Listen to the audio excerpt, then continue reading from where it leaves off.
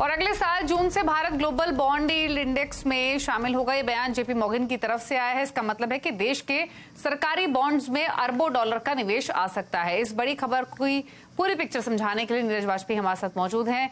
नीरज जी, पहले तो बताइए, इस फैसले से भारत के सरकारी बॉन्ड में कितना निवेश आने की उम्मीद है?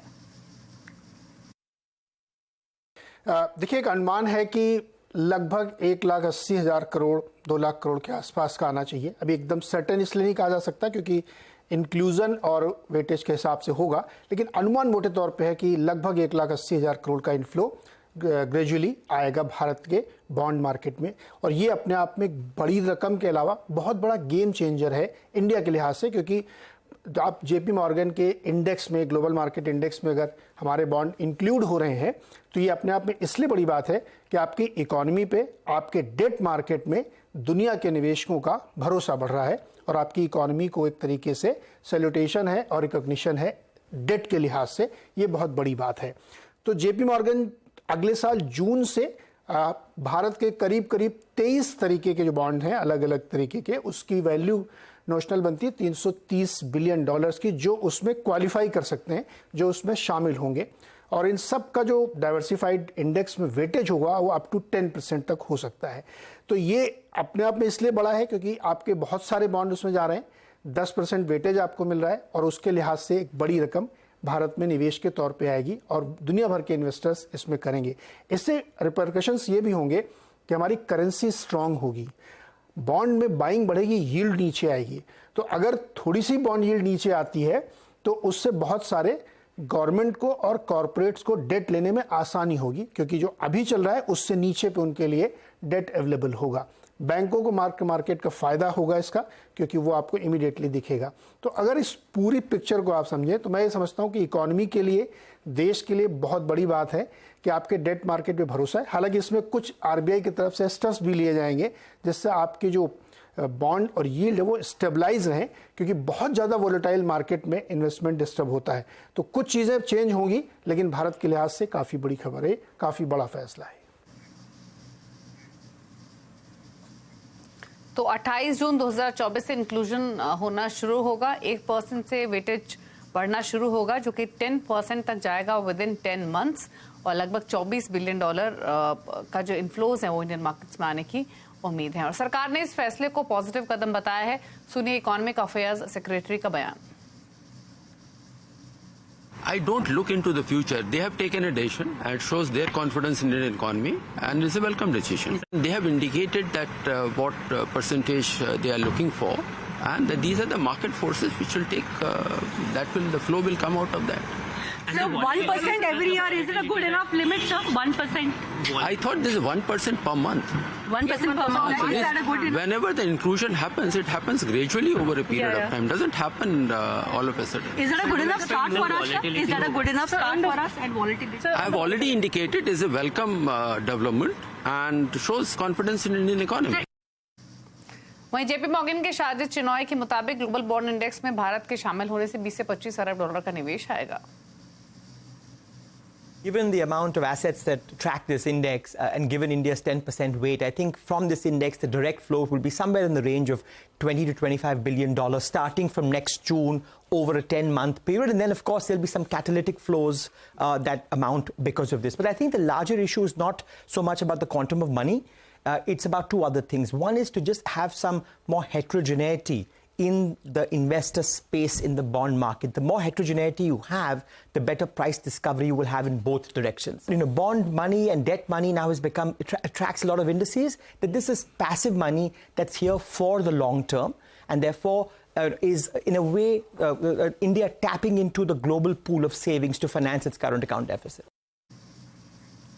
और देश की इकोनॉमी में रफ्तार आगे भी जोरदार रहेगी। वित्त मंत्रालय की तरफ से जारी इकोनॉमिक रिव्यू रिपोर्ट के मुताबिक इस साल देश की जीडीपी 6.5% की दर से बढ़ेगी। साथ ही रिपोर्ट में कच्चे तेल के बढ़ते दामों पर भी चिंता जाहिर की गई है। और क्या कहा गया है इस रिव्यू रिपोर्ट में, बताने के लिए लक्ष्मण रॉय हमारे साथ मौजूद है। लक्ष्मण, बताइए रिपोर्ट में क्या कहा गया है, क्या चिंताएं जाहिर की गई हैं? देखिए, वित्त मंत्रालय की तरफ से जो आर्थिक समीक्षा रिपोर्ट जारी की गई है अगस्त के महीने के हिसाब से, उसमें अगस्त तक जो भी आंकड़े आए हैं उसके आधार पर अर्थव्यवस्था की हालत बताई गई है। और जो रिपोर्ट है वो दरअसल भारतीय इकोनॉमी में लोगों के भरोसे को और ज्यादा बढ़ाता, मजबूत करता है। क्योंकि इस रिपोर्ट में कहा गया है कि चालू कारोबारी साल में 6.5% का इकोनॉमिक ग्रोथ देखने को मिलेगा। सेकेंड हाफ, दूसरी छमाही में बेहतर आर्थिक विकास की रफ्तार देखने को यहां पर मिलेगी। एक और महत्वपूर्ण बात, जो एडवांस टैक्स के आंकड़े अब तक आए हैं वो इस बात के साफ संकेत दे रहे हैं कि प्राइवेट सेक्टर में अच्छा खासा ग्रोथ देखने को मिल रहा है। प्राइवेट सेक्टर की तरफ से निवेश काफी ज्यादा बढ़ रहा है, ये अपने आप में बड़ी बात है क्योंकि लंबे समय से प्राइवेट सेक्टर की तरफ से निवेश नहीं आ रहा था। बैंकों के बारे में कहा है कि बैंकों का ग्रॉस एनपीए 10 साल के निचले स्तर पर पहुंच चुका है, यानी बैंकों की हालत काफी ज्यादा मजबूत हो रही है। मानसून पर जो चिंताएं थी वो चिंताएं छटने लगी हैं क्योंकि मानसून वापस से तेज रफ्तार पकड़ रहा है। खाने पीने के सामानों में जो कीमतों में बढ़ोतरी हुई थी वो भी धीरे धीरे नरम पड़ रही है। ये सारी अच्छी बातें कही गई हैं। एक दो बातें चिंता की बात यहां पर जरूर कही गई हैं। मिसाल के तौर पर क्रूड की कीमतों में अचानक से जो तेजी देखने को मिल रही है वो थोड़ी चिंता का विषय है, लेकिन अभी खतरा नहीं है उससे, इस बात के संकेत मिल रहे हैं। एक और बात कि शेयर बाजार में गिरावट का खतरा यहां पर जताया गया है। जियोपॉलिटिकल टेंशन की वजह से, अंतरराष्ट्रीय स्तर पर टेंशन की वजह से हो सकता है कि निवेश में थोड़ी सी कमी देखने को मिले, लेकिन ओवरऑल भारतीय अर्थव्यवस्था काफी मजबूत स्थिति में है। चलिए, तो बात हुई इकोनॉमिक रिव्यू रिपोर्ट की। अब बात करेंगे मार्केट के अपडेट की। और आज हफ्ते का आखिरी दिन, हालांकि ये पूरा वीक काफी उथल पुथल भरा रहा। कारोबारी हफ्ते के आखिरी दिन बाजार दबाव के साथ बंद हुआ और लगातार ये चौथा सेशन था जब मार्केट गिरावट के साथ बंद हुआ। हालांकि जो प्रेशर था वो आखिरी घंटे में ज्यादा बढ़ते हुए दिखाई दिया। अगर आप फर्स्ट हाफ की बात करेंगे तो मार्केट पूरी कोशिश कर रहा था संभलने की, निफ्टी को सपोर्ट लैंड भी कर रहा था बैंक निफ्टी, लेकिन बैंक निफ्टी अपनी सारी बढ़त गवाकर, जो कि 300-350 अंकों के आसपास की थी, बैंक निफ्टी पूरी बढ़त गवाकर लाल निशान में बंद हुआ। तो बैंक निफ्टी से जो सपोर्ट था वो गया, जिसकी वजह से मार्केट दबाव के साथ बंद हुआ। मार्केट की ब्रेथ भी नेगेटिव हो गई और सेंसेक्स फाइनली 221 अंक गिरकर 66,000 पर बंद हुआ। निफ्टी 68 अंक गिरकर 19,674 यानी 19,700 के नीचे बंद हुआ। सबसे ज्यादा गिरावट फार्मा, मेटल, रियल्टी स्टॉक्स में रही। वहीं सरकारी बैंक स्टॉक्स में ऑटो इंडेक्स बढ़त पर बंद हुए। लेकिन पूरा हाल समझते हैं, सुमित मल्होत्रा हमारे साथ मौजूद हैं। तो सुमित, बताइए। देखिए, आज भारतीय बाजारों में मेजरली लगातार जो चौथा दिन था एक लूजिंग स्ट्रीक का वो मार्केट में कंटिन्यू होता हुआ दिखाई पड़ा। थोड़ा बहुत प्रेशर मार्केट में रहा। वॉलेटाइल सेशन था तो फर्स्ट हाफ के अंदर थोड़ी बहुत रिकवरी, लेकिन सेकंड हाफ में प्रेशर और प्रेशर के बाद डे लो के आसपास इंडिसेस कहीं जाकर बंद होते हुए दिखाई पड़े। और जो सपोर्ट मार्केट को आया था वो आया था आईटी और बैंक से। निफ्टी कुछ बढ़ने वाले शेयरों में इंडसइंड बैंक आज लीड कर रहा था, 3% की तेजी, मारुति करीब 2.5% ऊपर, एसबीआई 1.5% की तेजी और एमएनएम करीब 1.5% का उछाल यहां पर आता हुआ दिखाई पड़ा। गिरने वाले शेयरों की अगर बात की जाए तो आज गिरने वाले शेयरों में विप्रो प्रेशर में 2.5% न्यूज फ्लोज का इंपैक्ट, डॉक्टर रेड्डी लगातार दूसरा दिन जबकि 3% का फॉल, यूपीएल में 1.5% की गिरावट और सिप्ला भी करीब 2% के फॉल के साथ बंद होता हुआ दिखाई पड़ा। मिड कैप में हुडको ने आज लीड किया करीब 19% ऊपर, ITI, upper circuit, central bank of India में खरीदारी और सेंचुरी टेक्सटाइल करीब 7% का उछाल यहां आता हुआ दिखाई पड़ा। मिड कैप के गिरने वाले शेयरों में बीसीजी, जेबी केमिकल, यहां कुछ ऐसा प्रेशर, सोनाटा सॉफ्टवेयर और कोचिन शिपयार्ड और ऐसे नाम जहां पर 3-3.5% के आसपास का डिक्लाइन आता हुआ दिखाई पड़ा। पीएसयू बैंक का आज दिन था तो चाहे आप सेंट्रल बैंक देखें, union bank, Canara bank, bank of Maharashtra, सब में एक अच्छा मूव आता हुआ दिखाई पड़ा। तो PSU share, PSU bank, large cap IT, ये कुछ ऐसे नाम थे जहां पे थोड़ी बहुत खरीदारी बनते हुए दिखाई पड़ी। चलिए, तो ये तो रहा मार्केट का हाल। तमाम स्टॉक्स और सेक्टर्स की डिटेल्स सुमित ने आपके सामने रखी। थैंक यू सुमित, ये डिटेल्स बताने के लिए। लेकिन दुनिया भर के बाजारों में गिरावट है। ग्लोबल चैलेंजेस और ग्लोबल बॉन्ड इंडेक्स में भारत की एंट्री, इस सब के बीच में बाजार में क्या रखें अप्रोच, आज आवाज अड्डा में इसी पर करेंगे बड़ी चर्चा शाम 7:57 पर।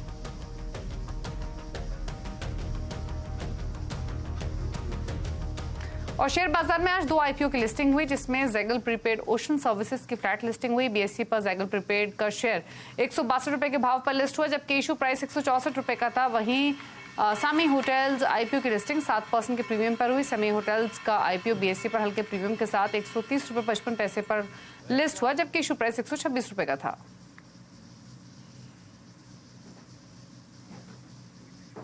और चीन में से आवाज की मुहिम का बड़ा असर देखने को मिला है। बीएसई ने stop loss eight market order यानी एसएलएम पर रोक लगा दी है। बीएसई ने कल शाम नियमों में बदलाव किया। इक्विटी और डेरिवेटिव दोनों सेगमेंट्स में एसएलएम खत्म हो गया है। एसएलएम की वजह से बहुत ऊंचे भाव पर सौदे हो रहे थे, जिसका असर ट्रेडर्स पर पड़ रहा था। 2 हफ्ते पहले ही सेंसेक्स की 67,000 की कॉल का भाव एक झटके में 4 रुपए से 200 रुपए हो गया था। सीएनबीसी आवाज ने गड़बड़ी पकड़ी और आवाज उठाई। हमारी पहल के बाद सेबी ने संज्ञान लिया और 9 सितंबर की जांच के आदेश दिए थे। कल भी बीएसई मैनेजमेंट से इस मामले पर आपके चैनल ने बात की थी, जिसके बाद बीएसई ने ये कदम उठाया है।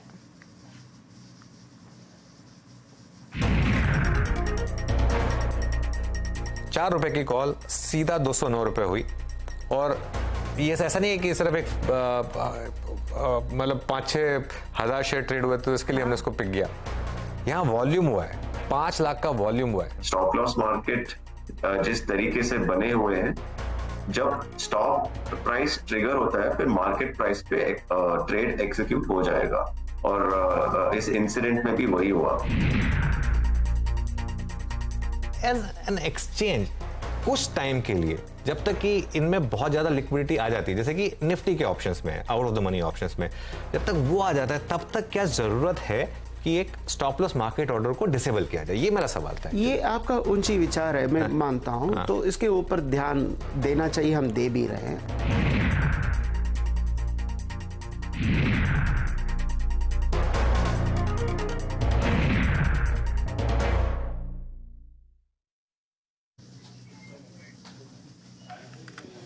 और अब महिला आरक्षण बिल पर संसद की मोहर लग गई है और राष्ट्रपति की मंजूरी मिलते ही कानून बन जाएगा। कल राज्यसभा से भी बिल पास हो गया। राज्यसभा में बिल के समर्थन में 214 वोट डाले गए, जबकि विरोध में एक भी वोट नहीं पड़ा। इससे पहले बुधवार को लोकसभा ने भी इस बिल को 2/3 बहुमत के साथ पास किया था। हालांकि जनगणना और सीटों के परिसीमन के बाद ही ये लागू हो पाएगा।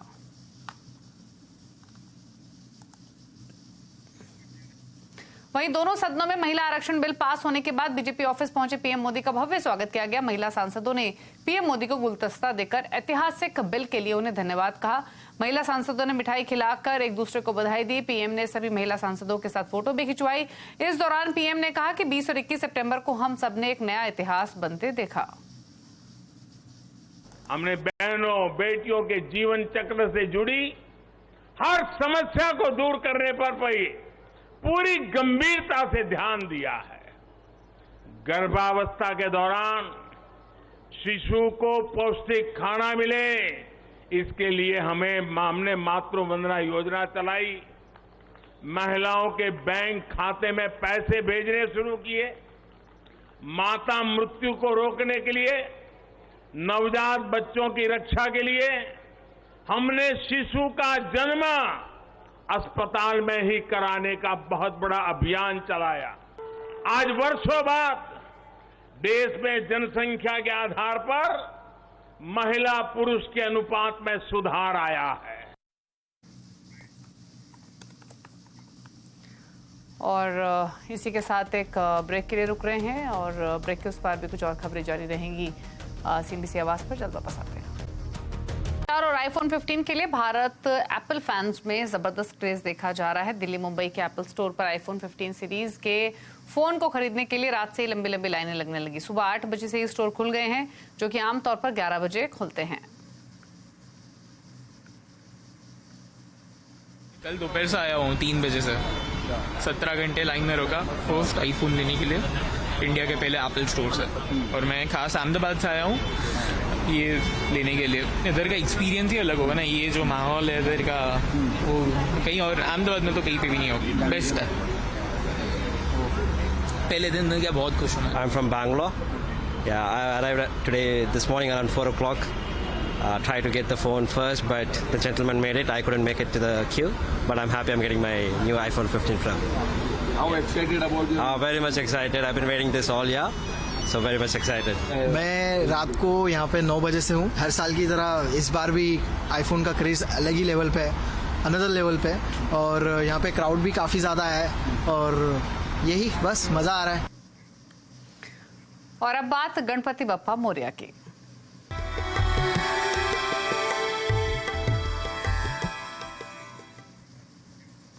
और दिल्ली में गणपति की धूम है। इस बार G20 और चंद्रयान 3 की थीम पर पंडाल सजे हैं। जायजा लिया दीपाली नंदा ने। देश के अलग अलग हिस्सों में गणेश चतुर्थी की धूम है। गणपति बप्पा पंडालों में विराजमान हो चुके हैं और बात करें राजधानी दिल्ली की तो यहाँ पर काफी अलग एक पंडाल तैयार किया गया है। मेरे पीछे आप देख रहे हैं, ये दिल्ली के लक्ष्मी नगर में स्थित बैंक एनक्लेव में गणेश पंडाल है और यहाँ पर आप देखेंगे G20 और चंद्रयान 3 जिसने भारत को अंतर्राष्ट्रीय पटल पर काफी गौरवान्वित महसूस कराया है, भारत का नाम रोशन किया है, उसकी एग्जीबिशन गणेश पंडाल में बनाई गई है ताकि जो लोग यहाँ पर गणपति बप्पा के दर्शन करने आए वो ये भी देखें कि आज भारत के सामने जो दो बड़ी सफलता हासिल हुई है G20 और चंद्रयान 3 उसे भी यहाँ पर सेलिब्रेट किया जा रहा है। तो काफी इंटरेस्टिंग कॉन्सेप्ट है और अब मैं आपको इस पंडाल के अंदर लेकर चलती हूँ और गणपति बप्पा के दर्शन करवाती हूँ। आइए। अब मैं आ गई हूँ इस खूबसूरत गणेश पंडाल के अंदर और आप मेरे पीछे देख सकते हैं गणपति बप्पा यहाँ पर विराजमान है और इस बार यहाँ पर जो थीम है वो आप देखेंगे कि शेष नाग पर गणपति आपको बैठे हुए दिखाई देंगे। अगर गणपति की मूर्ति की बात करें तो करीब 11 फुट ऊंची ये मूर्ति है और जो शेष नाग यहाँ पर बनाया गया है इसकी ऊंचाई लगभग 14-15 फीट होगी। मैं आपको बता दूं श्री गणेश सेवा मंडल की तरफ से पिछले 20 साल से इसी तरह से धूमधाम से गणेश चतुर्थी का महोत्सव मनाया जाता है और यहाँ पर कोशिश यही रहती है संस्थापक या फिर जितने भी फाउंडिंग मेंबर्स हैं उनकी कि कुछ ना कुछ नया करें। हमारे साथ महेंद्र लड्डा जी हैं जो कि इस पूरे गणेश सेवा मंडल के संस्थापक हैं। सर, हमने देखा कि बाहर काफी इंटरेस्टिंग G20 और चंद्रयान 3 की कामयाबी को सेलिब्रेट किया गया है। क्या थिंकिंग रही इसके पीछे? अभी हमारा चंद्रयान चांद पर जाकर जो हमने विश्व के अंदर नाम कमाया भारत देश में, उसके ऊपर हमने एक यहाँ पे डेली हजारों बच्चे सुबह आते हैं, यहाँ पे गणपति की आरती में भाग लेते हैं। उस विज्ञान और उस टेक्नोलॉजी को आने वाली पीढ़ी भी जाने और वो भी कुछ न कुछ और नया करे जो कि आने वाला कल भविष्य हमारा भारत देश का बहुत बढ़िया हो। और भारत तो बहुत जल्दी विश्व गुरु बनने ही वाला है। तो हम इस भारत देश के साथ में प्रधानमंत्री जी जो भी हमारे किसी भी पक्ष के हो, हमारा ये मकसद होता है कि देश है तो हम हैं। तो उस अकॉर्डिंगली हम लोग गणेश सेवा मंडल हमेशा तत्पर रह के कार्य करता है। और इसी के साथ इस बुलेटिन में तो इतना ही। ब्रेक के उस पर भी खबरें जारी है हिंदी से आवाज पर। नमस्कार।